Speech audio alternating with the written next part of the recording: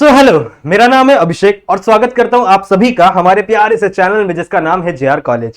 तो जैसा कि आपको पता होगा कि इस चैनल के ऊपर हम हमारे 11th और 12th स्टैंडर्ड के बच्चों को पढ़ा रहे हैं। सही है, मैं आप लोग को पढ़ा रहा हूं बायोलॉजी एज अ सब्जेक्ट और हम लोग ने 11th बायोलॉजी का स्टार्ट कर दिया था 7th लेसन जिसका नाम क्या है, सेल डिवीजन। सही है, जिसमें हम लोग बहुत ही इंपॉर्टेंट कैरेक्टरिस्टिक डिस्कस कर रहे हैं हमारे कोई भी मल्टीसेलुलर ऑर्गेनिज्म का, दैट इज सेल डिवीजन। ठीक है, सेल डिवीजन मैंने आपको बताया एक बहुत इंपॉर्टेंट फीचर है। ठीक है, एक बहुत इंपॉर्टेंट फीचर है हर मल्टी सेलुलर ऑर्गेनिज्म का। अगर सेल डिवीजन ना होता तो इस दुनिया में कोई भी मल्टी सेलुलर ऑर्गेनिज्म नहीं बन पाता, जैसे हम भी नहीं बन पाते। सही, इस दुनिया में जितने अभी एनिमल्स है वो एग्जिस्ट नहीं करते, प्लांट एग्जिस्ट नहीं करते, सिर्फ छोटे छोटे यूनिसेलुलर माइक्रोब एग्जिस्ट करते अगर सेल डिवीजन ना होता तो। समझ में आई बात? ठीक है, इसीलिए हमारा सेल डिवीजन बहुत ज्यादा इंपॉर्टेंट हो जाता है। लास्ट कुछ लेक्चर्स में मैंने आप लोगों को सेल डिवीजन का इंट्रोडक्शन दिया था और मैंने आप लोगों को लास्ट वाले लेक्चर में माइटोसिस पढ़ा दिया था। आई गेस सही है, माइटोसिस। आई होप आप लोग को अच्छी तरीके से लास्ट वाले लेक्चर के से समझ गया होगा। सही है, आज इस लेक्चर में बच्चों हम लोग मेनली डिस्कस करेंगे मियोसिस के बारे में कि आखिरकार मियोसिस क्या होती है, कैसे मियोसिस के अंदर अलग अलग डिवीजन हम लोग को देखने के लिए मिलते हैं। समझ में आई बात? ठीक है, तो आज हम लोग बेसिकली हमारा पूरा का पूरा लेक्चर डेडिकेटेड होगा मियोसिस के ऊपर। समझ में आई बात? समझ में आई बात? ठीक है, चलो लेक्चर स्टार्ट करने से पहले आपको एक चीज बता दूं कि अगर आप लोग ने अभी तक हमारा जेआर ट्यूटोरियल्स का एप्लीकेशन डाउनलोड नहीं किया है तो आप लोग डाउनलोड कर सकते हैं। प्ले स्टोर के ऊपर जाना या फिर अगर आप आईफोन यूजर हो तो ऐप स्टोर पे जाना, वहां पे सर्च करना जेआर ट्यूटोरियल्स। सही है, वहां पे आप लोग को ट्रेंडिंग में ये एप्लीकेशन मिल जाएगी, उसे डाउनलोड कर लेना अपने फोन में और उसे लॉग इन कर लेना। इसके फायदे क्या है देखो, बहुत सारे आप लोगों को नोट्स वहां पे मिलेंगे। सही है, बहुत सारे क्वेश्चन पेपर्स मिलेंगे प्रैक्टिस करने के लिए जो मैं खुद सेट करने वाला हूं। सही है, एंड ऑफ द टर्म आप लोग को मिलते रहेंगे क्वेश्चन पेपर्स, तो वहां पे आपकी प्रैक्टिस होती रहेगी। सही है, और अगर आप लोग के भाई बहन या कोई आपके कलीग्स जो है वो दूसरे स्टैंडर्ड में है तो उनके लिए भी कई सारी चीजें वहां पे आने वाली है, तो डाउनलोड करके रख लो। फ्री एप्लीकेशन है, बहुत यूजफुल है। उसके साथ साथ अगर आप लोगों को कोई भी डाउट होता है पूरे सेशन में, ठीक है, मैंने आप लोगों को जो भी लेसन्स पढ़ाए हैं, मैंने आपको जो भी चैप्टर्स पढ़ाया उसमें कोई भी डाउट होता है तो आप लोग आ सकते हो मेरे इंस्टाग्राम पे, वहां पे मुझे मैसेज करके कोई भी चीज अपनी पूछ सकते हो। क्लियर है? तो चलो स्टार्ट करते हैं। देखो, जब मैंने लेसन स्टार्ट किया था मैंने आप लोगों को पढ़ाया था बच्चों सेल साइकिल के बारे में। सेल साइकिल क्या होती है मैंने आप लोगों को बताया था कि जब एक सेल कंप्लीट अपना सेल डिवीजन करता है तो उसी पूरे पीरियड को हम लोग क्या बोलते हैं, सेल साइकिल बोलते हैं। सही है, फिर मैंने आप लोगों को माइटोसिस में पढ़ाया था कि आपकी सेल साइकिल बच्चों दो पार्ट में डिवाइडेड है। एक सबसे पहला आपका पार्ट क्या है, प्रिपरेशन फेज। ठीक है, सेल साइकिल में सबसे पहला पार्ट क्या था अपना, प्रिपरेशन फेज, जहां पे अपना सेल प्रिपेयर होगा आगे की डिवीजन के लिए। सही है, इस फेज को हम लोग क्या बोलते थे, इस फेज को बच्चों हम लोग इंटरफेज बोलते थे। सही है, इसी को मैंने क्या बोला था, प्रिपरेशन फेज, जहां पे आपका जो सेल है वो प्रिपेयर होगा, मतलब इसके अंदर बहुत सारे चेंजेस आएंगे। सही है, और लास्ट अपना सेकंड फेज है दैट इज एम फेज, जिसके अंदर एक्चुअल रिडक्शन देखने के लिए मिलती है। फिर मैंने आपको बताया देखो कि जैसे हमारे जिंदगी में होता है, हम लोग पूरे साल प्रिपेयर करते हैं एग्जामिनेशन के लिए और लास्ट 2 आवर या फिर 3 आवर की एग्जाम में हम लोग चीजों को लिखते हैं। सही है, तो हमारा जो एक्चुअल एग्जाम लिखने का टाइम है वो तो बहुत ही कम है, लेकिन हमारा प्रिपरेशन फेज बहुत ही ज्यादा होता है ना, मतलब हम लोग पूरे साल प्रिपरेशन करते हैं और सिर्फ वो 2 या 3 घंटे की एग्जाम देते हैं। सिमिलरली ये जो सेल है इसके अंदर भी जो इंटरफेस है यानी जो प्रिपरेशन फेज है वो चलता है बच्चों 23 घंटे तक। ठीक है, एक सेल साइकिल को कंप्लीट होने में 24 आवर्स लगते हैं, एक दिन लग जाता है पूरा, जिसमें 23 घंटे तो सिर्फ और सिर्फ क्या चलती है, प्रिपरेशन फेज चलती है। मतलब एक सेल को प्रिपेयर होने में ही 23 घंटे लग जाते हैं और एक्चुअल डिवीजन सिर्फ और सिर्फ 1 घंटे में होती है। समझ में आ रही बात? ठीक है, तो प्रिपरेशन करने में ज्यादा समय लग रहा है और एक्चुअल डिवीजन करने में कम समय लग रहा है। यहां पे समझ में आ रही बात? ठीक है, फिर मैंने आप लोगों को समझाया था कि जो इंटरफेस है वो आगे चल के 3 अलग अलग फेजेस में डिवाइड हुआ है। सबसे पहला फेज था दैट इज G1 फेज। ठीक है, G1 फेज मतलब क्या, इसे आप गैप फेज कह लो या फिर ग्रोथ फेज कह लो, दोनों इसके नाम है। अब इसके अंदर होता क्या क्या था, मैंने आपको बताया था कि सेल का जो साइज था वो इंक्रीज हो जाता था। क्यों इंक्रीज हो रहा है, क्योंकि अब जितने भी सेल ऑर्गेनली हैं उन सबको डबल होना पड़ेगा। सही, जितने भी सेल ऑर्गेनली हैं उनको अपना नंबर इंक्रीज करना पड़ेगा, क्योंकि जब भी आगे चल के सेल डिवाइड होगा तो सेल को, मतलब जो 2 सेल होंगे उन दोनों को बराबर बराबर सेल ऑर्गेनली मिलना चाहिए। अगर एक माइटोकॉन्ड्रिया इसके पास है तो एक माइटोकॉन्ड्रिया इसके पास भी होना पड़ेगा। तो मुझे माइटोकॉन्ड्रिया भी रेप्लिकेट करना पड़ेगा, मुझे क्लोरोप्लास्ट भी रेप्लिकेट करना पड़ेगा, मुझे एंडोप्लाज्मिक रेटिकुलम भी रेप्लिकेट करना पड़ेगा। पता है ना, सेल ऑर्गेनली लेसन नंबर 5 में सीखे थे हम लोग। सही है, तो जितने भी सेल ऑर्गेनली है बच्चों उसे भी हमें क्या करना पड़ेगा, सबसे पहले डुप्लीकेट करना पड़ेगा। अब सेल ऑर्गेनली को रखने के लिए जगह चाहिए, दैट्स व्हाई सबसे पहले फेज में क्या होता है कि जो सेल का साइज है वो क्या हो जाता है, इंक्रीज हो जाता है। समझ में आई बात? ठीक है, फिर मैंने आप लोगों को बताया था मोस्ट ऑफ द जो सेल ऑर्गेनली होते हैं वो यहीं पे क्या हो जाते हैं, डुप्लीकेट हो जाते हैं, एक्सेप्ट 2 और 3। सही है, उसके बाद मैंने आप लोगों को बताया था कि जो अपना आरएनए है, कौन 3 टाइप के आरएनए होते हैं, एक आर आरएनए, एम आरएनए और टी आरएनए, ये 3 प्रकार के आरएनए होते हैं, उनका भी फॉर्मेशन इसी फेज के अंदर होता है। तो हमारा जीवन फेज भी बहुत इंपॉर्टेंट है। ये सारे के सारे फेजेस म्यूसिस के लिए भी एज इट इज लागू होते हैं बच्चों, ठीक है। ये सारे के सारे फेजेस म्यूसिस के लिए भी एज इट इज लागू होते हैं। म्यूसिस में भी ये सारे के सारे फेजेस होंगे जैसे जैसे माइटोसिस में हुए थे, सही है। आगे चलो, एस फेज में क्या हुआ था बच्चों? एस फेज में बहुत इंपॉर्टेंट चीज हुई थी जिसका नाम था डीएनए रेप्लिकेशन। याद आ रहा होगा, डीएनए रेप्लिकेशन हुआ क्या था? देखो, एक आपका नॉर्मल सा क्रोमोसोम है, suppose this is your normal chromosome, और इस क्रोमोसोम पे क्या है? इसका सेंटर में सेंट्रोमियर है, सही है। अब क्रोमोसोम के अंदर होता क्या है? क्रोमोसोम के अंदर बच्चों यहाँ पे डीएनए प्रेजेंट होता है। क्रोमोसोम के अंदर यहाँ पे क्या प्रेजेंट होता है? इसका डीएनए प्रेजेंट होता है। तो मैंने आप लोगों को बताया था कि डीएनए का कंटेंट डबल हो जाएगा, ठीक है। मतलब क्रोमोसोम तो ऐसा है, तो क्रोमोसोम के नंबर नहीं बढ़ेंगे बच्चों, डीएनए का कंटेंट डबल हो जाएगा। मतलब ये इसकी दो आर्म है, तो इन दो आर्म के साथ साथ यहाँ पे एक और आर्म ऐसे निकल जाएगी और यहाँ पे एक आर्म ऐसे निकल जाएगी, समझ रहे हो? तो ये वाला जो आर्म है ये एग्जैक्ट इसकी कॉपी बनेगा। ध्यान से सुनेंगे, ध्यान से सुनेंगे। ये वाला जो आर्म है, ये वाला जो आर्म है, इसकी एग्जैक्ट कॉपी यहां बनेगी, ठीक है। सिमिलरली ये वाला जो आर्म है इसकी एग्जैक्ट कॉपी यहां बनेगी। और अभी भी आप लोग देख रहे हो कि जो सेंट्रोमियर है वो एक ही है। सेंट्रोमियर का नंबर बढ़ा क्या? नहीं, ठीक है। सेंट्रोमियर का नंबर बिल्कुल भी नहीं बढ़ा। सिर्फ क्या डबल हुआ है बच्चों? डीएनए का कंटेंट डबल हुआ है। देखो यहाँ पे सिंगल डीएनए था, अब वही डीएनए क्या हो गए हैं? डबल हो गए, समझ रहे हो? तो अगर मैं बात करूं तो डीएनए 2n से 4n हो गया। जो डीएनए है वो 2n से 4n हो गया, बट जो क्रोमोसोम के नंबर है वो चेंज नहीं हुए, सही है। मैंने आप लोग को बताया था कि क्रोमोसोम के नंबर कैसे हम लोग पता करेंगे। क्रोमोसोम के नंबर बच्चों हम लोग पता करते हैं इस सेंट्रोमियर के नंबर पे, ठीक है। जितने नंबर ऑफ सेंट्रोमियर होंगे उतने नंबर ऑफ क्या होंगे? क्रोमोसोम। तो आपका डीएनए रेप्लिकेशन कहां पे होता है? एस फेज में। साथ ही साथ एक बहुत ही इंपॉर्टेंट अपना सेल ऑर्गेनेली है जिसे हम लोग कहते हैं सेंट्रोजोम। सेंट्रोजोम ये भी आपका डुप्लीकेट होता है कहां पे? इस एस फेज के अंदर। क्लियर है? समझ में आ रही बात, ठीक है। तो एस फेज में बहुत इंपॉर्टेंट चीज हुई। क्या हुआ? सबसे पहला आपका डीएनए रेप्लिकेशन।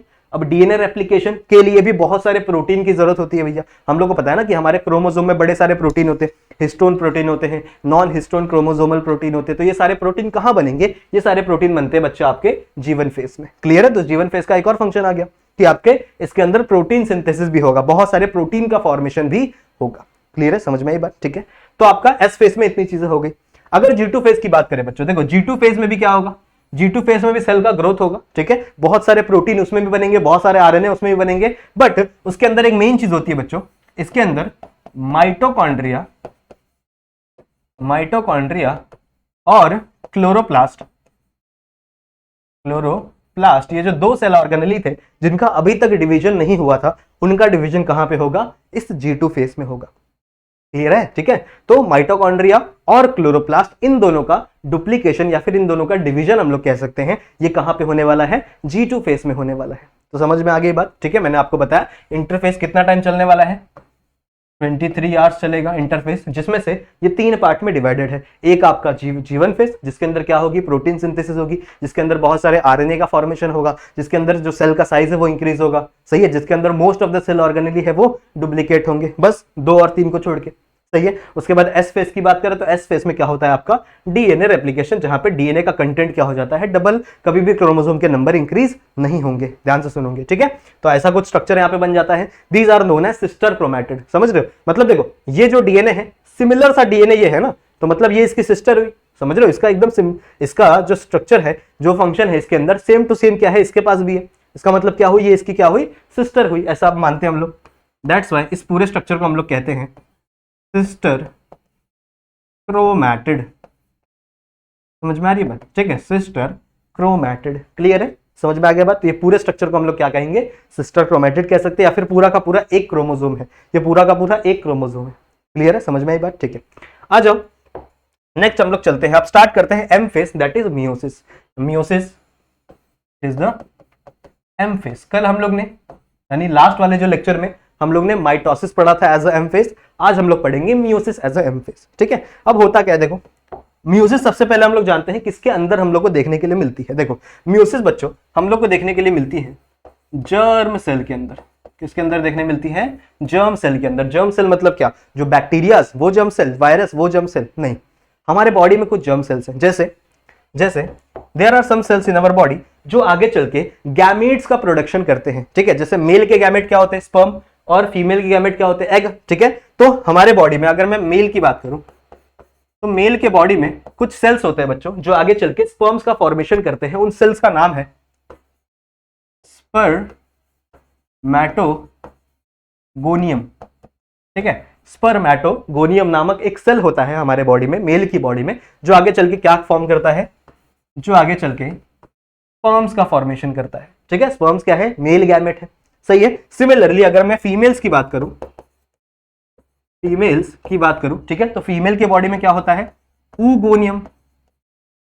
ऊगोनियम नामक एक सेल होता है जो आगे चल के फीमेल का गैमेट बनाता है, जिसे हम लोग क्या कहते हैं, एग कह लो, या फिर इसे आप ओवम कह लो, या फिर इसे आप oocyte कह लो। 3 नाम है, कोई भी नाम आप अपने हिसाब से चूज करके लिख सकते हो। ठीक है, फीमेल गैमेट के 3 नाम है, एक आपका एग सेल, या फिर ओवम सेल, या फिर oocyte सेल। सही है। किससे बनते हैं ये एक बहुत ही स्पेशलाइज्ड सेल से बनते हैं जो हमारे बॉडी में प्रेजेंट होता है। मेल के बॉडी में क्या प्रेजेंट होगा बच्चों, स्पर्मैटोगोनियम। ठीक है, क्या प्रेजेंट होगा, स्पर्मैटोगोनियम, जिससे आगे चल के क्या बनेगा, स्पर्म बनेगा।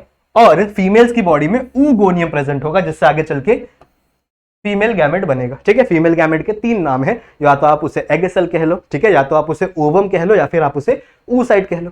सही है। अब इन सेल्स को ही, ये जो सेल्स है ना जो आगे चल के हमारे गैमेट्स का फॉर्मेशन कर रहे हैं, इन सेल्स को ही बच्चों जर्म सेल कहा जाता है। हमारे बॉडी में वो सेल्स जो आगे चल के गैमेट का फॉर्मेशन कर रहे हैं, उन्हीं सेल्स को क्या कहा जाता है, दैट इज जर्म सेल कहा जाता है। क्लियर है, जर्म सेल समझ में आ गया क्या होता है। सही है। अब देखते हैं एक्चुअल में मियोसिस होती क्या है। आ जाओ, हेडिंग लगाओ, दैट इज मियोसिस, और देखते हैं मियोसिस आखिरकार होती क्या है। देखो, मियोसिस को काफी सारे बुक्स में रिडक्शनल डिवीजन लिखा जाता है।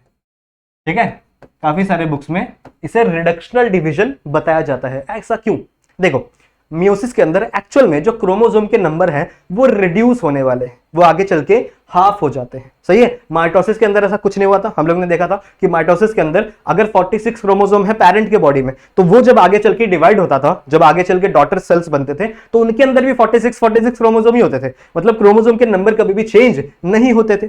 इसीलिए माइटोसिस को इक्वेशनल डिवीजन कहते थे हम लोग। इक्वेशनल डिवीजन क्यों, क्योंकि वहां पे क्रोमोसोम के नंबर कभी भी चेंज होने वाले नहीं है। बट अगर मैं मियोसिस की बात करूं तो मियोसिस के अंदर क्रोमोसोम के नंबर चेंज होते हैं। सही है, और ऐसा क्यों होता है वो भी मैं आप लोगों को बताऊंगा।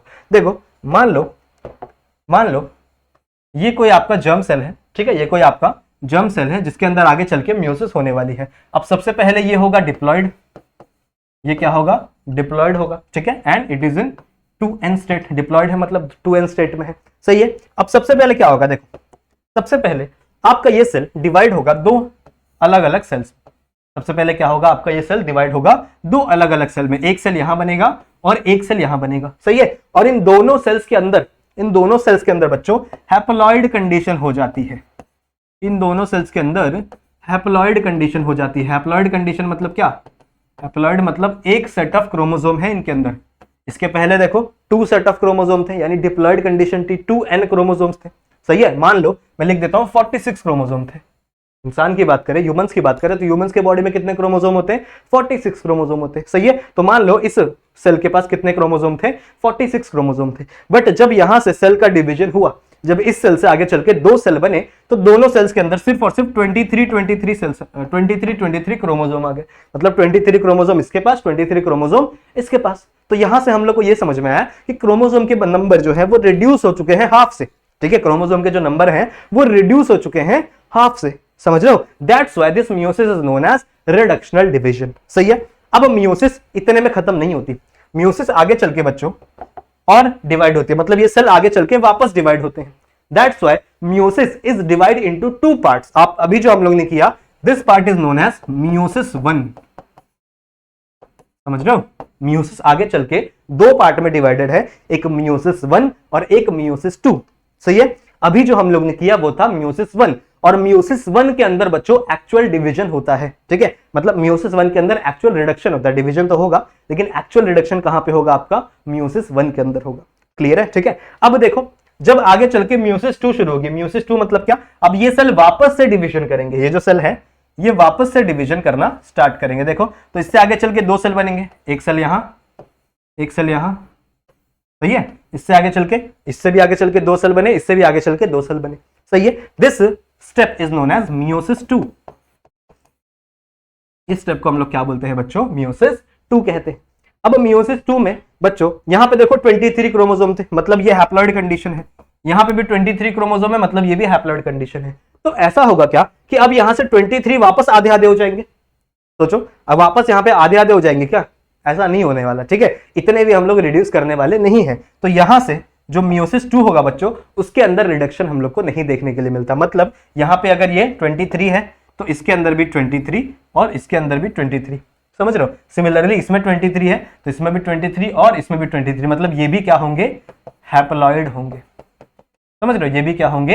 हैप्लॉइड इन नेचर होंगे and these are also in haploid nature. Clear है? समझ में आई बात? इसका मतलब हम लोग को एक चीज यहां से देख के समझ में आ रही है कि एक्चुअल जो रिडक्शन हो रही है वो कहां पे हो रही है? मियोसिस 1 के अंदर हो रही है, ठीक है। एक्चुअल जो क्रोमोसोम में रिडक्शन है वो कहां पे देखने के लिए मिल रही है हम लोग को? मियोसिस 1 के देखने के लिए मिल रही है। दैट्स व्हाई यहां पे हम लोग लिखते हैं मियोसिस 1 हैविंग एक्चुअल रिडक्शन।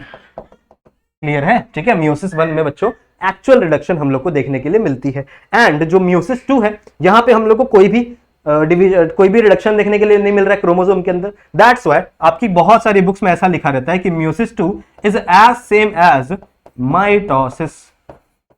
समझ रहे हो? ठीक है। जो मियोसिस 2 है वो एकदम सेम टू सेम होती है माइटोसिस की तरह। जैसा डिवीजन माइटोसिस में हो रहा था, सिमिलर सा डिवीजन किसके अंदर होता है? मियोसिस 2 के अंदर होता है।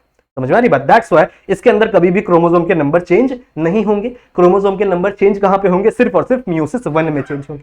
समझ रहे हो? ठीक है। सो मियोसिस 1 के अंदर हमेशा एक्चुअल रिडक्शन देखने के लिए मिलती है। क्लियर है? तो यहां से हम लोग क्या क्या समझ में आया कि मियोसिस 2 जो मियोसिस है वो आगे चल के 2 पार्ट में डिवाइडेड है, एक मियोसिस 1 और एक मियोसिस 2। सही है। जो मियोसिस 1 है उसके अंदर एक्चुअल रिडक्शन होगी, उसके अंदर जो क्रोमोसोम के नंबर है वो रिड्यूस हो जाएंगे हाफ से। और जब मियोसिस 2 होगी तो उसके अंदर कोई भी रिडक्शन देखने के लिए नहीं मिलेगा। सही है। जैसे पेरेंट सेल थे, जो जितने number of chromosome parent cell के अंदर होंगे उतने ही नंबर ऑफ क्रोमोसोम आपके डॉटर सेल्स के अंदर भी देखने के लिए मिलेंगे। समझ में आई बात? ठीक है। तो उतने ही नंबर ऑफ क्रोमोसोम आपके डॉटर सेल के अंदर है। अब मैंने आपको बोला कि यार ये रिडक्शन क्यों हो रहा है, मैं आपको समझाता हूं कि एक्चुअल में ये रिडक्शन हो क्यों रहा है। देखो, मैंने आपको बताया, मान लो मेल का एग्जांपल ले लो। मेल के बॉडी में मैंने आपको बताया स्पर्मेटोगोनियम है, ठीक है। मेल के बॉडी में क्या है? स्पर्मेटोगोनियम है। It is a male germ cell जो आगे चल के क्या फॉर्म करेगा? स्पर्म्स का फॉर्मेशन करेगा। सही है। तो ये 2n है, ठीक है। और जब ये आगे चल के गैमीट बनाएगा, जब ये आगे चल के गैमीट बनाएगा तो इसका गैमेट क्या होता है? That is sperm. और स्पर्म क्या होगा? n। स्पर्म क्या होगा? n। n मतलब क्या? ये हैप्लॉइड हो जाएगा। तो ये मेन ऑर्गेनिज्म डिप्लॉइड है, हम भी पूरी तरीके से डिप्लॉइड है, बट जब हमारा गैमीट बनेगा तो वो क्या हो जाएगा? दैट इज हैप्लॉइड हो जाएगा। सेम टू सेम फीमेल्स में, फीमेल्स के अंदर भी सेम टू सेम क्या होगा? फीमेल्स के अंदर ऊगोनियम है। फीमेल्स के अंदर क्या है? ऊगोनियम। ये क्या है? ये इसका जर्म सेल। सही है। इनके अंदर क्या होगी? माइटोसिस, सॉरी मियोसिस होगी। इनके अंदर क्या होगी? मियोसिस होगी। और यहां से क्या बनेगा? एग सेल बनेगा। क्लियर है? अब ये एग सेल भी क्या है? हैप्लॉइड इन नेचर है। समझ रहे हो? क्यों बन रहा है वो बता रहा हूं मैं तुम लोग को कि आखिरकार हैप्लॉइड बनने का फायदा क्या है। देखो, मेन बॉडी क्या थी? डिप्लॉइड। इसकी भी मेन बॉडी क्या है? डिप्लॉइड। सही है। मियोसिस हुआ, यहां पे गैमेट बने हैप्लॉइड, और सिमिलर सा यहां पे भी मियोसिस हुआ और गैमेट क्या बने? हैप्लॉइड गैमेट बने। ठीक है। अब होगा क्या? जैसे ही इन गैमेट्स का फ्यूजन होगा बच्चों, ठीक है, जैसे ही इन दोनों गैमेट्स से आगे चल के फ्यूजन होगा, मान लो दिस इज द स्पर्म, कुछ ऐसा स्ट्रक्चर होता है स्पर्म का, सही है, और यहां पे आ गया ओवम। अब जैसे ही इन दोनों का क्या होगा? फ्यूजन होगा, ठीक है। तो इसके पास भी n क्रोमोसोम है, इसके पास भी n क्रोमोसोम है। जैसे ही ये n और n क्रोमोसोम मिलेंगे तो यहां पे जो सेल होगा ये क्या बन जाएगा बच्चों?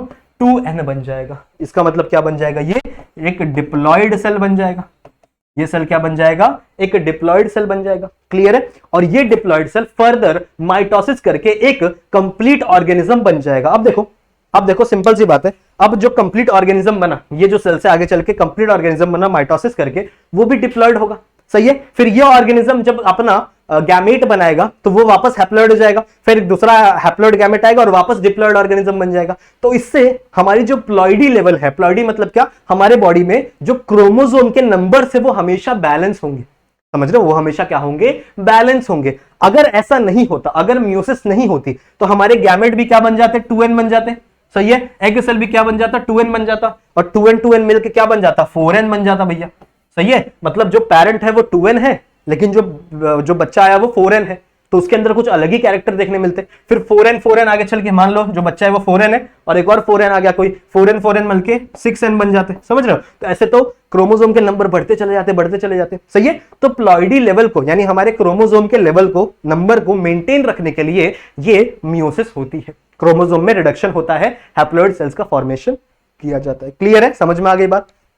सो आई होप आप लोगों को समझ में आ गया होगा कि मियोसिस क्यों जरूरी है और ये जर्म सेल्स के अंदर ही क्यों होती। क्लियर है, समझ में आ गया। चलो आ जाओ, अब मियोसिस के बच्चों कुछ हमें पार्ट्स पढ़ने हैं। अच्छा, मियोसिस में एक बहुत ही इंपॉर्टेंट फिनोमेना होता है जिसे हम लोग कहते हैं क्रॉसिंग ओवर या फिर रिकॉम्बिनेशन, ठीक है। अब इसका मतलब क्या होता है ये आप लोग को पता होना जरूरी है, ठीक है।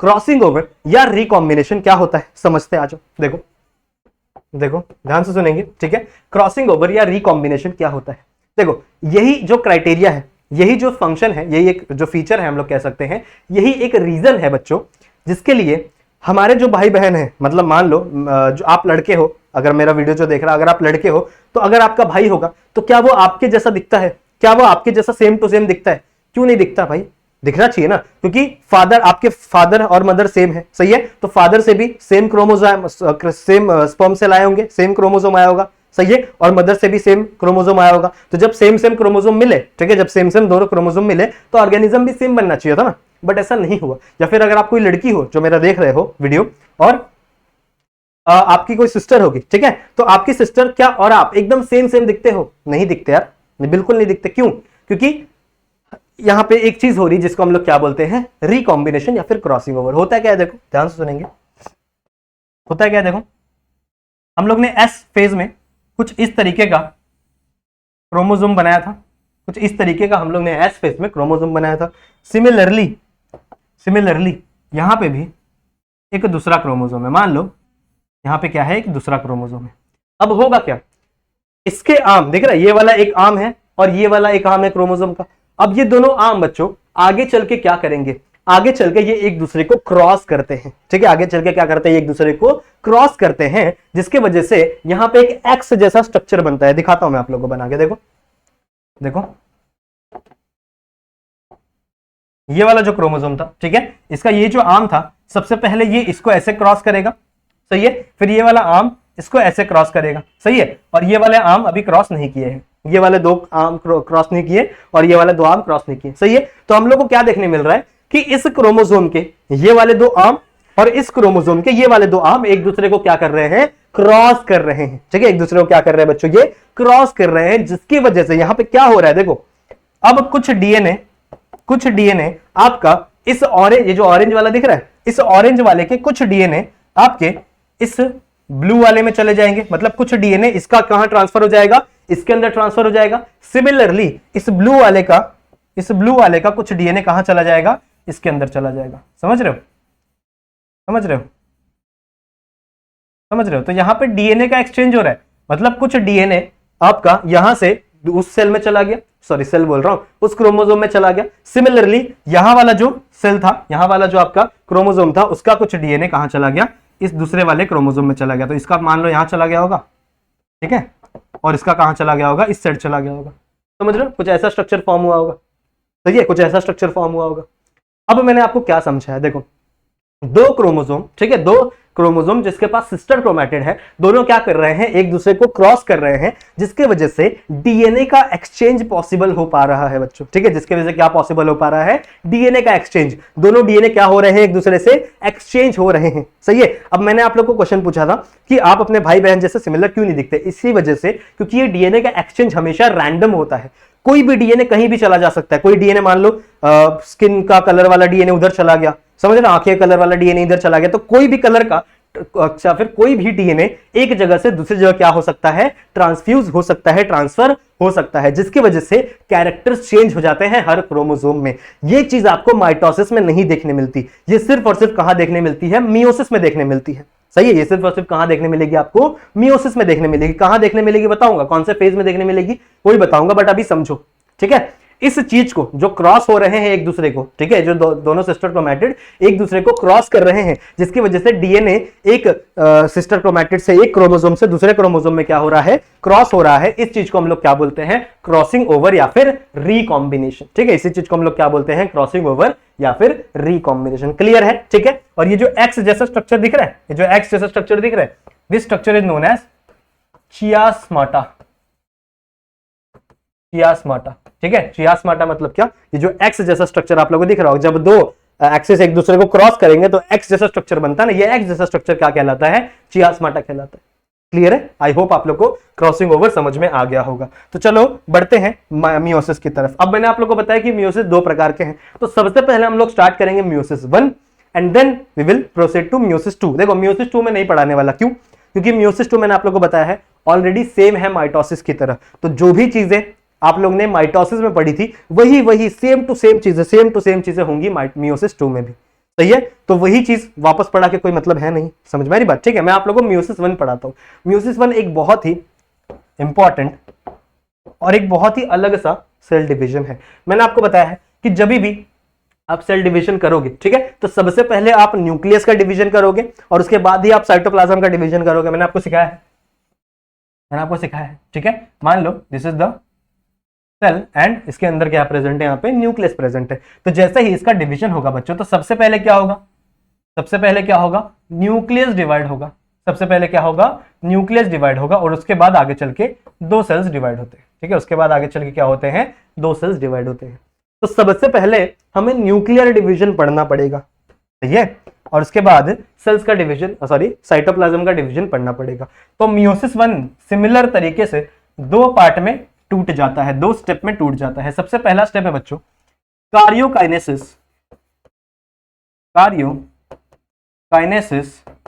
1, ठीक है। ये 1 लगाना बहुत जरूरी है, ये हमें ये बता रहा है, देखो ये नंबर हमें ये बताएगा कि ये मियोसिस 1 का पार्ट है या मियोसिस 2 का पार्ट है। अगर आप यहाँ पे कार्योकाइनेसिस 1 लिख रहे हो मतलब ये मियोसिस 1 में चल रहा है, सही है। और यहाँ पे क्या आएगा आपका साइटोकाइनेसिस 1। क्लियर है, समझ में आई बात, ठीक है। तो एक आपका कार्योकाइनेसिस 1 और एक आपका साइटोकाइनेसिस 1। क्लियर है, ठीक है। अब देखो सेम टू सेम तरीके से आपका जो कार्योकाइनेसिस 1 है, याद है माइटोसिस में मैंने सिखाया था कि कार्योकाइनेसिस आगे चल के और 4 पार्ट में डिवाइड होता था, प्रोफेस, मेटाफेस, एनाफेस, टेलोफेस। सिमिलरली यहाँ पे भी आपका जो कार्योकाइनेसिस 1 है वो भी 4 फेस में डिवाइड होगा। सबसे पहले है आपका प्रोफेस 1, देखो सबके आगे 1 लगाना है, ये बोलना नहीं है, ठीक है। दूसरा है आपका मेटाफेस 1, ठीक है। उसके बाद है आपका anaphase 1 and the last is telophase 1। Clear है, समझ में आई बात, ठीक है। तो सिंपल सा है, जैसा हम लोग ने माइटोसिस में पढ़ा था सेम टू सेम वही चीज है, बस यहाँ पे हम लोग ने 1 लगा दिया है। क्यों, क्योंकि ये मियोसिस 1 है, सही है। तो मियोसिस 1 आपका 2 स्टेप में टूट गया है, 2 पार्ट में टूट गया है। एक आपका कार्योकाइनेसिस 1, मैंने आप लोगों को ऑलरेडी बताया है, कार्यो का मतलब होता है न्यूक्लियस एंड काइनेसिस का मतलब होता है डिवीजन। तो division of nucleus is known as karyokinesis and cyto का मतलब होता है साइटोप्लाज्म एंड काइनेसिस का मतलब ये बताया मैंने आप लोगों को डिवीजन, सही है। So division of cytoplasm is known as cytokinesis. Clear है, तो 2 प्रकार के स्टेप में आपका मियोसिस 1 टूट गया है, एक है आपका कार्योकाइनेसिस 1 और एक है आपका साइटोकाइनेसिस 1। उसके बाद मैंने क्या बोला कि न्यूक्लियर डिवीजन के और 4 छोटे छोटे फेजेस है, ठीक है। कौन कौन से फेज है, सबसे पहला जो फेज है दैट इज प्रोफेस 1, ठीक है। प्रोफेस 1 एक्चुअल में मियोसिस का सबसे बड़ा फेज होता है, ये आगे चल के और 5 पार्ट में डिवाइड होगा, बताऊंगा मैं आप लोग को, ठीक है। उसके बाद आपका सेकेंड पार्ट है दैट इज मेटाफेस 1। उसके बाद आपका जो थर्ड पार्ट है दैट इज एनाफेस 1 एंड जो फोर्थ पार्ट है दैट इज टेलोफेस 1। क्लियर है, ठीक है। तो जितनी भी चीजें हम लोग को डिफिकल्ट लगती है वो सब कुछ प्रोफेस 1 के अंदर ही है। उसके बाद बाकी का जितना भी मेटाफेस है, एनाफेस है, टेलोफेस है, सब कुछ सबका सब एकदम सेम टू सेम है। क्लियर है, एकदम आसान है। आ जाओ समझते। सबसे पहले हम लोग स्टार्ट करेंगे प्रोफेस 1 से। अब देखो प्रोफेस 1 आगे चल के 5 पार्ट में डिवाइड होते हैं। कौन कौन से 5 पार्ट है, सबसे पहला है बच्चों लेप्टोटीन, उसके बाद आता है आपका जाइगोटीन, ठीक है, फिर आता है पैचिटीन, फिर आता है डिप्लोटीन एंड फिर आता है डाइकाइनेसिस। यहाँ पे एस लगाना भूल गया मैं। लास्ट स्टेप अपना क्या है, डाइकाइनेसिस। अब इतने सारे जो छोटे छोटे स्टेप्स हैं इसमें आपका प्रोफेस 1 डिवाइडेड है और इसी के अंदर बहुत सारी चीजें होने वाली हैं। आ जाओ ध्यान से देखते हैं कौन कौन सी चीजें आपके कौन कौन से फेज में होगी। ठीक है, डायग्राम से समझाता हूं मैं आप लोगों को तो ज्यादा अच्छे समझ में आएगा। मान लो यहां पे मैंने एक सर्कल बनाया, ठीक है, और इसके अंदर क्या प्रेजेंट है आपका nucleus, this is the nucleus, ठीक है, और इस न्यूक्लियस के अंदर क्या प्रेजेंट होंगे आपके क्रोमोसोम प्रेजेंट होंगे, जो कि इररेगुलर से हैं, डीकंडेंस फॉर्म में है, ऐसे ऐसे प्रेजेंट है, along with their sister chromatid, कुछ ऐसे ऐसे स्ट्रक्चर में आपके क्रोमोसोम प्रेजेंट है। ठीक है, तो अगर मैं बात करूं बच्चों, सबसे पहला पार्ट है दैट इज लिप्टोटीन। लिप्टोटीन में क्या होगा, लिप्टोटीन में बच्चों आपका जो न्यूक्लियर मेम्ब्रेन है वो धीरे धीरे गायब होना शुरू होगा। ठीक है, वो क्या होगा, धीरे धीरे गायब होना शुरू होगा। साथ ही साथ वहां पे कंडेंसेशन हम लोग को देखने के लिए मिलेगी, किसकी, क्रोमोसोम की। सही है, तो जितने भी क्रोमोसोम्स हैं along with their sister chromatid वो क्या होंगे, यहाँ पे कंडेंस होना शुरू होंगे, एक जगह कंडेंस होना शुरू होंगे। ठीक है, and along with their sister chromatid वो हमको थोड़ा थोड़ा अपीयर होना स्टार्ट हो जाएंगे। समझ में आ रही बात। ठीक है, साथ ही साथ यहां पे जितने भी सेल ऑर्गेनली प्रेजेंट थे, ठीक है, जितने भी सेल ऑर्गेनली प्रेजेंट थे वो सारे के सारे डिसअपीयर होना स्टार्ट हो जाएंगे आपके लिप्टोटीन वाले फेज में। क्लियर है, जितनी चीजें बातें बता रहा हूं सब लिखा करो। सही है, समझ में आई बात। ठीक है, यहां पे हमारा लिप्टोटीन खत्म हो जाता है। फिर आते हैं जाइगोटीन पे। जाइगोटीन पे क्या होगा, कंप्लीट कंडेंसेशन हो जाएगा इसका, देखो ध्यान से, इसका कंप्लीट कंडेंसेशन हो जाएगा। थोड़ा बड़ा बनाते हैं बच्चों, इसको मिटाते हैं और थोड़ा बड़ा बनाते हैं। मान लो दिस इज द न्यूक्लियस, इतना बड़ा होता नहीं है बट मैं बना रहा हूं ताकि मुझे इसके अंदर आपको बहुत सारी चीजें दिखानी है। अब यहां पे बच्चों कंप्लीट कंडेंसेशन हो जाएगा और आपको कुछ इस तरीके से क्रोमोसोम देखने के लिए मिलेंगे। ठीक है, इस तरीके से आपको क्रोमोसोम देखने के लिए मिलेंगे। कहां पे, इन द न्यूक्लियस। न्यूक्लियस के अंदर आप लोग को इस तरीके के क्रोमोसोम देखने के लिए मिलेंगे। और साथ ही साथ में यहाँ पे जो सेंट्रियोल्स होते हैं, पता है ना, सेंट्रियोल जो मैंने आप लोगों को बताया था एस फेस में डिवाइड हुए थे अलग अलग, वो सेंट्रियोल अब अपोजिट फेस में जाना शुरू करेंगे। समझ में आ रही बात, अपोजिट फेस में जाना शुरू करेंगे। क्लियर है, अब क्या होगा, इतना होता है आपका जाइगोटीन में। ठीक है, जाइगोटीन में देखो, लिप्टोटीन में क्या होते हैं, ठीक है, लिप्टोटीन में क्या होते हैं, जितने भी आपके क्रोमोसोम्स हैं वो धीरे धीरे कंडेंस होना शुरू होते हैं, कंडेंसेशन शुरू हो जाती है, न्यूक्लियर मेम्ब्रेन डिसअपीयर हो जाती है, जो भी आपके सेल ऑर्गेनेलीज थे वो क्या होने लगते हैं, दैट इज डिसअपीयर होना शुरू हो जाते हैं। सही है, फिर आपके जाइगोटीन में क्या होता है, जाइगोटीन में आपके जितने भी क्रोमोसोम्स हैं along with their sister chromatid वो आपको दिखना शुरू हो जाते हैं। सही है, फिर हम लोग बात करते हैं बच्चों पैचिटीन में। Now pachytene is very important phase. ठीक है, जो पैचिटीन है वो बहुत इंपॉर्टेंट फेज है। अच्छा, एक चीज मुझे आप लोगों को बतानी है जाइगोटीन के बारे में, सुनो, जाइगोटीन के बारे में एक और चीज सुनो। जाइगोटीन में और क्या क्या होता है, जितने भी क्रोमोसोम हैं, ठीक है, वो एक दूसरे के सामने सामने अरेंज हो जाते हैं। जितने भी क्रोमोसोम हैं मैटरनल पैटर्नल वो सारे के सारे एक दूसरे के सामने सामने अरेंज हो जाते हैं। कैसे, देखो कुछ इस तरीके से, कुछ इस तरीके से, ये आपका एक क्रोमोसोम, ये आपका दूसरा क्रोमोसोम, समझ रहे हो। ठीक है, ये आपका एक क्रोमोसोम, ये आपका दूसरा क्रोमोसोम, कहां पे अरेंज हो जाते हैं ये, दैट इज जाइगोटीन में। जाइगोटीन में ये एक दूसरे के सामने सामने अरेंज हो जाएंगे और इनके बीच में एक कॉम्प्लेक्स का फॉर्मेशन होता है। इनके बीच में क्या फॉर्म होता है बच्चों, एक कॉम्प्लेक्स का फॉर्मेशन होता है जिसको हम लोग कहते हैं स्ट्रिप्टोनिया कॉम्प्लेक्स। समझ में आई बात, स्ट्रिप्टोनिया कॉम्प्लेक्स का फॉर्मेशन होता है कहां पे, इन दोनों के बीच में। सही है, और इस प्रोसेस को हम लोग क्या बोलते हैं, साइनेप्सिस। ठीक है, इस प्रोसेस को हम लोग क्या कहते हैं, साइनेप्सिस। ठीक है, देखो कंफ्यूज नहीं होना है। आप लोग ने एक वर्ड सुना होगा साइनेप्स, नहीं सुना होगा तो आगे चल के सुनोगे कभी ना कभी। साइनेप्स का मतलब क्या होता है, दो आपके जो ब्रेन सेल्स होते हैं, ब्रेन सेल्स कौन से, न्यूरॉन्स, दो ब्रेन सेल्स के बीच का जो डिफरेंस होता है उसे साइनेप्स बोलते हैं। बट यहां पे कुछ साइनेप्टोनीमल कॉम्प्लेक्स बनाने का जो फॉर्मेशन है, ये जो प्रोसेस है, इसे हम लोग क्या बोलते हैं, साइनेप्सिस। तो इसे कंफ्यूज नहीं करना है। साइनेप्सिस मतलब क्या, दो आपके क्रोमोसोम सामने सामने अरेंज हो गए और इनके बीच में स्ट्रिप्टोनीमा क्या बन गया है, कॉम्प्लेक्स का फॉर्मेशन बन गया है। समझ में आई बात। ठीक है, आई होप आप लोगों को ये स्ट्रक्चर, ये चीज समझ में आई होगी। ये कहां पे होता है बच्चों, जाइगोटीन में, ये बताना शायद रह गया था मेरा। सही है, उसके बाद बात करते हैं बच्चों पैचिटीन में। अब पैचिटीन में क्या होगा, पैचिटीन में होगी बच्चों एक्चुअल में क्रॉसिंग ओवर। ठीक है, एक्चुअल में क्रॉसिंग ओवर कहां पे होगी, आपके पैचिटीन में। आ जाओ आगे बनाते हैं। मान लो दिस इज द सेल। ठीक है, तो यहां पे एक्चुअल में हमको क्या देखने के लिए मिलेगी, क्रॉसिंग ओवर देखने के लिए मिलेगी। क्या होगा देखो, मान लो this is one chromosome and this is your another chromosome, और इसके बीच में क्या है, अपना कॉम्प्लेक्स फॉर्मेशन हुआ था, अभी मैंने आप लोगों को बताया। सही है। अब होगा क्या, कुछ नहीं होगा, ध्यान से सुनेंगे। ये वाला जो क्रोमोसोम है या फिर कोई भी दोनों क्रोमोसोम क्या होंगे, एक दूसरे के पास पास आएंगे, एक दूसरे के क्या होंगे, एक दूसरे के पास पास आना शुरू होंगे। किसकी वजह से, जो बीच में कॉम्प्लेक्स बना था ना उसकी वजह से। ठीक है, कॉम्प्लेक्स क्या करता है, एक दूसरे को क्या करता है, पास में ढकेलता है, एक दूसरे को पास में खींचना शुरू कर देता है, जिसकी वजह से ये एक दूसरे के ऊपर क्या कर जाते हैं बच्चों, क्रॉस कर जाते हैं।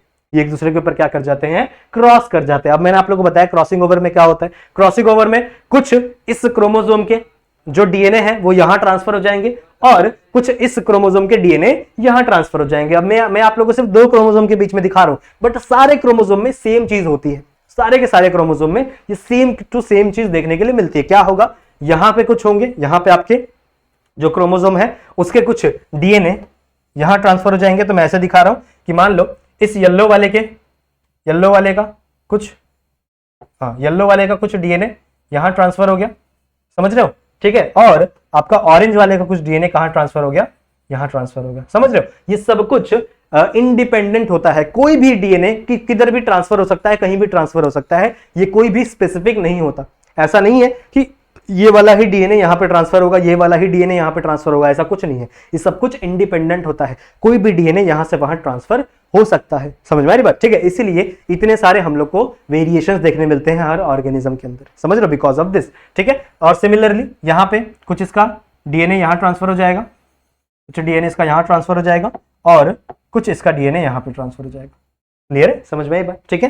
तो कुछ ऐसा स्ट्रक्चर फॉर्म होता है और यहाँ पे चियास्माटा फॉर्म होता है। चियास्माटा पता है ना आप लोग, ऐसा एक्स जैसा स्ट्रक्चर फॉर्म होता है। अब जैसे ही ये क्रॉसिंग ओवर हुई, ठीक है, जैसे ही ये क्रॉसिंग ओवर हुई बच्चों, इसके बीच में जो कॉम्प्लेक्स बना था वो डिसॉल्व होना शुरू हो गया। ध्यान से सुनो, देखो वो एक कॉम्प्लेक्स बना ही इसलिए था ताकि इन दोनों का क्रॉसिंग ओवर हो जाए, समझ रहे हो, इन दोनों का क्या हो जाए, क्रॉसिंग ओवर हो जाए। जैसे ही दोनों का क्रॉसिंग ओवर हुआ, काम खत्म हुआ, वैसे ये जो कॉम्प्लेक्स है ना ये आगे चल के डिसॉल्व होना शुरू हो जाता है।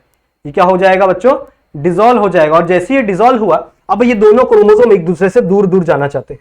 अब ये दोनों क्रोमोसोम एक दूसरे से दूर दूर जाना चाह रहे हैं, तो क्या होगा, सिंपल सा, ये वाला जो क्रोमोसोम है, ठीक है, ये वाला जो क्रोमोसोम है ये इसके कहां चला जाएगा, ऐसे दूर में चला जाएगा। क्लियर है। और कुछ ऐसा स्ट्रक्चर फॉर्म हो जाएगा जिसमें हम लोग क्या देखने के लिए मिल रहा है कि इस क्रोमोसोम में, ठीक है, इस क्रोमोसोम में कुछ इसके डीएनए आ गए हैं, दिख रहे हैं ऑरेंज कलर के, सही है। और सिमिलरली इसके क्रोमोसोम में कुछ इसके डीएनए आके लग चुके हैं। क्लियर है। और यहां पे क्या हो चुकी है, अपनी रिकॉम्बिनेशन हो चुकी है। सब कुछ कौन से फेस में होता है, ये सब कुछ होता है बच्चों पैचिटीन में, ठीक है। सब कुछ कहां पे होता है, पैचिटीन में, सही है। तो यहां पे लिख लेना, पैचिटीन में ही क्या हो रहा है आपका, रिकॉम्बिनेशन, सही है। इसी चीज को हम लोग क्रॉसिंग ओवर भी कहते हैं, सही है। तो एमसीक्यूज में कभी कभी पूछा जा सकता है कि किस फेज में, बताओ प्रोफेज के किस फेज में आपको रिकॉम्बिनेशन देखने के लिए मिलेगी, तो आपको पता होना चाहिए किसके अंदर, पैचिटीन में। क्लियर है, समझ में आई बात। Now next is the diplotene. Diplotene और डाइकाइनेसिस में ज्यादा कुछ नहीं होगा, देखो ध्यान से, डिप्लोटीन और इसमें डाइकाइनेसिस में ज्यादा कुछ नहीं होगा। आपकी सबसे पहले क्या होगी, ये जो न्यूक्लियर मेम्ब्रेन है, अभी तक देखो आपकी जो न्यूक्लियर मेम्ब्रेन शुरू हुई थी डिसअपियर होना कहां, सबसे पहले वाले फेज है ना, अभी तक वो पूरी तरीके से डिसअपियर नहीं हुई थी, बट वो अब जाके पूरी तरीके से क्या होगी, डिसअपियर होगी। कौन से, आपके डिप्लोटीन वाले फेस में, ठीक है। तो आपके डिप्लोटीन वाले फेस में अब जाकर आपकी जो न्यूक्लियर मेम्ब्रेन है वो क्या होगी, पूरी तरीके से डिसअपियर होगी। साथ ही साथ यहां पे क्या होंगे, जो आपके सेंट्रोजोम थे वो हो जाएंगे अपोजिट डायरेक्शन में। तो एक सेंट्रोजोम यहां और एक सेंट्रोजोम यहां, सही है। और दोनों स्पिंडल फाइबर सिक्रीट करना शुरू कर देंगे, ठीक है। तो यहां से भी स्पिंडल फाइबर निकल रहा है और यहां से भी स्पिंडल फाइबर सिक्रीट होना शुरू हो रहा है। समझ में आई बात, ठीक है। सो ये पूरा फेस है आपका प्रोफेस 1। आई होप आप लोगों को प्रोफेस 1 अच्छे से समझा होगा। Prophase 1 is the longest phase, सबसे लंबा फेस होता है म्यूसिस 1 का, दैट इज प्रोफेस फेस, ठीक है। क्या हुआ इसमें, प्रोफेस 1 में सबसे पहले आता है आपका लिप्टोटीन। लिप्टोटीन में क्या होता था बच्चों, जितने भी क्रोमोसोम्स थे वो कंडेंस होते थे, सही है। फिर उसके बाद आपका जाइगोटीन में क्या होता था, स्ट्रिप्टोनिना कॉम्प्लेक्स बनता था और इसके बीच में क्या बनता था, यहाँ पे एक, मैंने आपको बताया था यहाँ पे कॉम्प्लेक्स, और इस चीज की फॉर्मेशन को हम लोग ने क्या बोला था, साइनेप्सिस। क्लियर है। फिर उसके बाद पैचिटीन में क्या हुआ, रिकॉम्बिनेशन हुआ और क्रॉसिंग ओवर हुआ, सही है। फिर आपके डिप्लोटीन में क्या हुआ, दोनों अलग हुए, आपका ये जो कॉम्प्लेक्स था ये क्या हो गया, दैट इज डिसॉल्व हो गया और दोनों क्या हो गए, अलग अलग हो गए। और आपके डाइकाइनेसिस में क्या होगा, जितनी भी देखो माइटोसिस में जितनी भी हम लोग ने प्रोफेस में पढ़ा था ना, वो सब कुछ कहां पे होता है, आपका डाइकाइनेसिस में होगा। सही है। तो क्या क्या होगा, आपके जितने भी सेल ऑर्गेनेल्स थे वो क्या हो गए, डिसअपियर हो गए। ठीक है, आपका जो न्यूक्लियर मेम्ब्रेन है वो कंप्लीटली डिसअपियर होगा। आपके जो क्रोमोसोम है वो अपोजिट क्रोमोसोम बोल रहा हूं, सेंट्रोसोम जो है वो अपोजिट पोल में पहुंच जाएंगे और वहां से वो स्पिंडल फाइबर रिलीज करना शुरू कर देंगे। क्लियर है। So these are the spindle fibre. अब यहां से कहानी बहुत आसान है। ठीक है, जिसको यहां तक समझ में आ गया उसको आगे तक पूरा समझ में आ जाएगा। क्लियर है, यहां तक समझ में आ गया। अब नेक्स्ट है बच्चों, नेक्स्ट है अपना मेटाफेस 1। अब मेटाफेस में मैंने आपको बताया है कि जितनी भी चीजें प्रोफेस में शुरू होती हैं उस वो चीजें आकर कंप्लीट होती है कहां पे, मेटाफेस में। क्लियर है। और यहां पे आपको मेटामेरिक प्लेट देखने के लिए मिलती है, यानी जितने भी क्रोमोसोम हैं वो सारे के सारे मेटामेरिक प्लेट में, मेटामेरिक प्लेट में अरेंज हो जाते हैं। ठीक है, जिसे हम लोग इक्विटोरियल प्लेन भी कहते हैं। एक इक्विटोरियल प्लेन, एक लंबी सी रेखा, ठीक है, जिसमें क्या हो जाएंगे, सारे के सारे आपके क्रोमोसोम अरेंज हो जाएंगे। तो कुछ इस तरीके से देखो, मैं यहां पे बनाता हूं, मान लो this is the cell, this is the cell. ठीक है, और यहां पे कुछ क्रोमोसोम्स आपके पड़े हुए हैं। कौन कौन से क्रोमोसोम थे, हाँ, तो ये आपका एक क्रोमोसोम, सही है, और दूसरा आपका यहां पे पड़ा हुआ है। ऐसे टोटल 46 क्रोमोसोम होंगे इसके अंदर। सही है, मैं बना 2 पा रहा हूं, लेकिन इसके अंदर टोटल कितने क्रोमोसोम्स होंगे, 46 क्रोमोसोम। और इन्होंने रिकॉम्बिनेशन किया है, तो कुछ इसके पार्ट इसके पास प्रेजेंट होंगे और सिमिलरली कुछ इसके पार्ट यहां पे प्रेजेंट होंगे। सही है, बिकॉज इन्होंने क्या किया है, रिकॉम्बिनेशन किया है। फिर मैंने आपको बताया था कि यहां पे एक सेंट्रोसोम है और यहां पे एक सेंट्रोसोम है। अब दोनों ने क्या शुरू कर दिया था बच्चों, स्पिंडल फाइबर रिलीज करना, और ये आके इसके काइनेटोकोर को अटैक हो जाता है। मैंने आपको बताया ना, माइटोसिस बताया था कि ये इसका सेंट्रोसोम है। सही है, ये इसका सेंट्रोसोम है और सेंट्रोसोम के जस्ट ऊपर यहां पे एक केमिकल लगा हुआ रहता है जिसे हम लोग क्या बोलते हैं, काइनेटोकोर। सिमिलरली यहां पे भी एक केमिकल लगा हुआ रहता है जिसे हम लोग क्या बोलते हैं, काइनेटोकोर। समझ रहे हो, दोनों जगह, यहां पे भी लगा होगा, यहां पे भी लगा होगा, और बीच में सेंट्रोमियर है आपका। This is nothing but a kinetochore. Clear है। ठीक है, अब आपका जो स्पिंडल फाइबर है ये आके इस काइनेटोकोर पे अटैच हो जाएगा। तो ये यहां पे अटैच हो गया और ये यहां पे अटैच हो गया। सही है, यहां पे अटैच हो गया और ये यहां पे अटैच हो गया। क्लियर है, एकदम क्लियर है, समझ में आ गया। अब देखो 46 के 46 क्रोमोसोम इस मेटामेरिक प्लेट पे आके अरेंज हो गए। इतना ही होता है आपके माइटोसिस में, सॉरी मेटाफेस में। ठीक है, मेटाफेस 1 में। क्लियर है। अब नेक्स्ट स्टेप चलेंगे हम लोग। नेक्स्ट स्टेप क्या है, दैट इज आपका एनाफेस। एनाफेस के अंदर बच्चों एक्चुअल डिवीजन हम लोग को देखने के लिए मिलेगा। क्या होगा, क्या होगा, यहां पे बनाते हैं, यहां बनाते हैं, देखो एक क्रोमोसोम यहां पे एंड दूसरा क्रोमोसोम यहां पे। क्लियर है, इसके पास कुछ इसके डीएनए प्रेजेंट है और इसके पास कुछ इसके डीएनए प्रेजेंट है। सिमिलरली यहां पे क्या प्रेजेंट है, आपका सेंट्रोसोम, और सेंट्रोसोम से क्या निकले हुए हैं, स्पिंडल फाइबर, जो आके इसके काइनेटोकोर पे अटैच होंगे। यहाँ पे भी इसका भी काइनेटोकोर, यहाँ पे इसका भी काइनेटोकोर, और इसके काइनेटोकोर पे आके अटैच हो गए इसके स्पिंडल फाइबर। सही है। अब याद करो माइटोसिस में क्या होता था। माइटोसिस में ये जो क्रोमोसोम थे बच्चों, ये बीच में से फट जाते थे। याद है, ये जो अपने क्रोमोसोम थे बीच में से क्या हो जाते थे, फट जाते थे। तो आधा जो क्रोमोसोम था वो ऊपर चले जाता था, आधा क्रोमोसोम नीचे चले जाता था, और क्रोमोसोम के नंबर बढ़ जाते थे। सही है। अभी देखो, अभी भी ये 2 क्रोमोसोम है, अगर मैं इतना सा बात करूं तो ये क्या है, 2 क्रोमोसोम है। बट जब आप इसको बीच में से तोड़ दोगे तो इसका सेंट्रोमियर अलग हो जाएगा और इसका सेंट्रोमियर अलग हो जाएगा। दोनों को अलग अलग अपना अपना सेंट्रोमियर मिल जाएगा। मतलब उस कंडीशन में 4 क्रोमोसोम है, मैं कह सकता हूं, क्योंकि सबका क्या है, सेंट्रोमियर अलग अलग है। बट मियोसिस में ऐसा नहीं होगा। ठीक है, मियोसिस में ऐसा नहीं होगा। मियोसिस में ये वाला जो पार्ट है ये कंप्लीट ऊपर चले जाएगा और ये वाला जो पार्ट है ये कंप्लीट नीचे चले जाएगा। क्या बोला मैंने, समझा? माइटोसिस में क्या होता था, याद करो, माइटोसिस में आपका ये जो क्रोमोसोम था ये बीच में से ऐसे स्प्लिट हो जाता था। सही है, आपका जो स्पिंडल फाइबर था वो क्या करता था, क्रोमोसोम को खींचता था अपनी तरफ। सही है, जिसकी वजह से ये जो क्रोमोसोम है बीच में से स्प्लिट हो जाता था माइटोसिस में, जिसकी वजह से क्रोमोसोम के नंबर बैलेंस रहते थे। 46 क्रोमोसोम पेरेंट में था तो उसके डॉटर में भी 46 क्रोमोसोम रहते थे। बट इसके अंदर ऐसा नहीं होगा। इसके अंदर ये वाला पार्ट बच्चों, ये पूरा का पूरा पार्ट उठ के कहां चले जाएगा, ऊपर की तरफ, और ये वाला पूरा का पूरा पार्ट उठ के कहां चले जाएगा, नीचे की तरफ। मतलब आधे क्रोमोसोम ऊपर चले गए और आधे क्रोमोसोम नीचे चले गए, जिसकी वजह से आपके क्रोमोसोम के नंबर चेंज हो गए। क्रोमोसोम के नंबर क्या हो गए, रिड्यूस हो गए। क्यों? क्योंकि क्रोमोसोम के नंबर किस पे डिपेंड होते हैं? नंबर ऑफ सेंट्रोमियर पे। सही है, जितने नंबर ऑफ सेंट्रोमियर होंगे उतने नंबर ऑफ क्रोमोसोम होंगे। सही है, तो यहां पे क्रोमोसोम के आपका जो सिस्टर क्रोमैटिड है वो तो स्प्लिट ही नहीं हुआ, तो क्रोमोसोम के नंबर बढ़े ही नहीं। सिंपल सी बात है। तो क्या होगा यहां पे? कुछ इस तरीके का होगा, डायग्राम बना के दिखाता हूं। कुछ देखो, आपका एक क्रोमोसोम ऐसे ऊपर चले जाएगा along with their sister chromatid, and जो दूसरा क्रोमोसोम है वो इसके पास आ जाएगा same along with their sister chromatid। Clear है? और यहां पे इसका जो स्पिंडल फाइबर है वो अटैच है अभी भी। ठीक है, इसका स्पिंडल फाइबर अभी भी क्या है? अटैच्ड है। क्लियर है? वैसे ये आधे क्रोमोसोम ऊपर चले गए और आधे क्रोमोसोम नीचे आ गए। सही है, जिसकी वजह से यहाँ पे क्रोमोसोम के नंबर चेंज हो जाते हैं बच्चों। क्रोमोसोम के नंबर क्या हो जाते हैं? रिड्यूस हो जाते हैं। क्लियर है? ऐसा होता है कुछ आपके एनाफेज 1 के अंदर। क्लियर है? समझ में आ गया? आई होप आप लोगों को ये चीज समझ में आई होगी। क्लियर है? अब नेक्स्ट क्या होगा? नेक्स्ट आपका telophase. Telophase is just opposite to आपका प्रोफेज। प्रोफेज में जितनी भी चीजें होती है बच्चों वो रिपीट हो जाती है किसके अंदर? टेलोफेज में। मैंने ऑलरेडी सब बताया हुआ है, इसलिए वापस लिख कर नहीं दे रहा। ठीक है, इसके अंदर क्या होगा? देखो, सिंपल सा एक सेल मेम्ब्रेन, न्यूक्लियर मेम्ब्रेन यहां पे अपीयर होगी, एक न्यूक्लियर मेम्ब्रेन यहां पे अपीयर होगी। सही है, इसका सेंट्रोसोम यहां पे और इसका क्रोमोसोम यहां पे। सही है, सिमिलरली इसका यहां पे क्रोमोसोम। सिंपल सी बात है।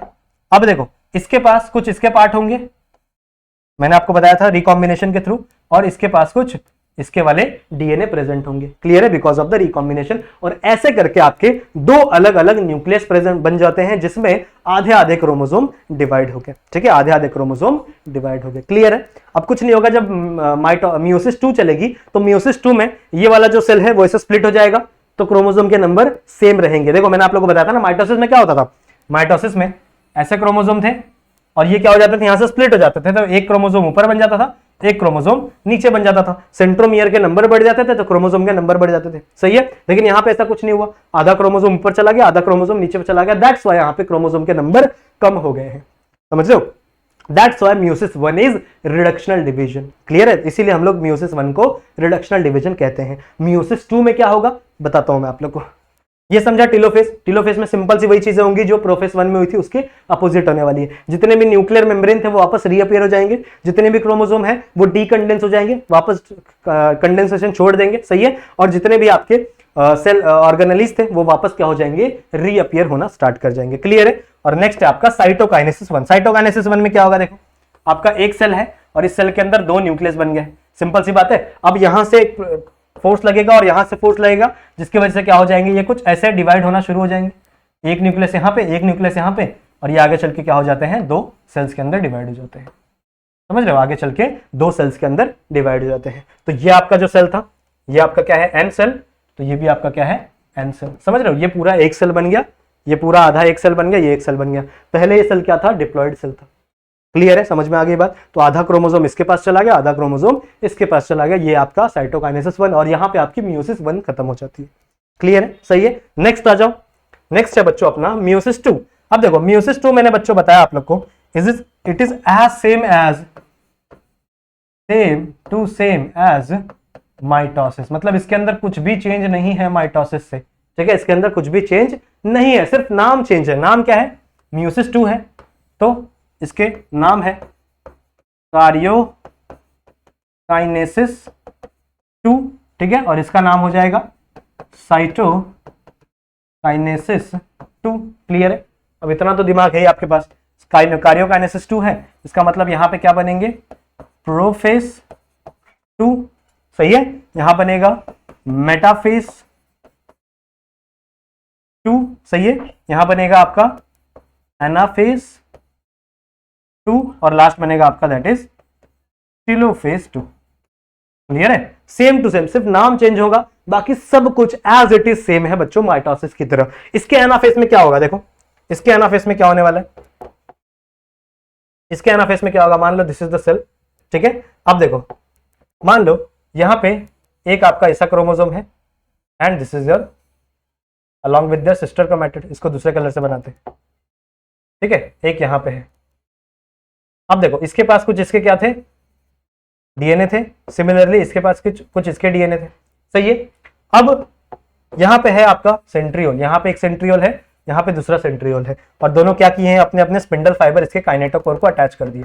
काइनेटोकोर नहीं दिखा रहा हूं मैं, दिखा लेना, ठीक है, काइनेटोकोर को अटैच किए हैं। मियोसिस 1 में क्या हुआ, आधे ये वाला ऊपर चला गया था, ये वाला नीचे चला गया था।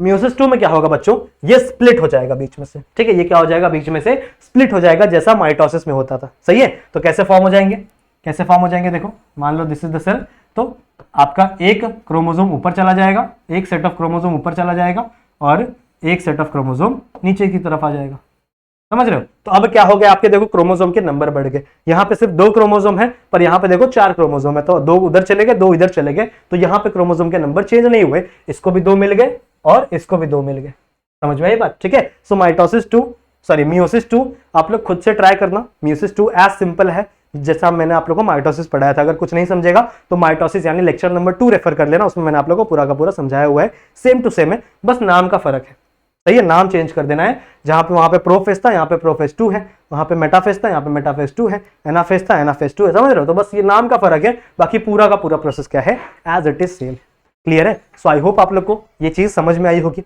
इसी के साथ साथ आपका ये जो चैप्टर है सेल डिवीजन वाला वो भी खत्म होता है, क्लियर है। सो आई होप आप लोग को ये सेल डिवीजन वाला चैप्टर मेरे साथ पढ़ने में बहुत मजा आया होगा, ठीक है। आप लोगों को अगर कुछ भी नया सीखने मिला है, आपको लेक्चर पसंद आया है, तो लेक्चर को लाइक जरूर से करना, वीडियो को। अगर आप नए हो तो चैनल पे सब्सक्राइब जरूर से कर देना, ठीक है, और अपने दोस्तों तक भी इस चैनल को फैला देना, शेयर जरूर से कर देना, क्लियर है। तो मिलते हैं किसी नेक्स्ट लेक्चर में एक नया चैप्टर के साथ, तब तक के लिए कीप स्टडिंग।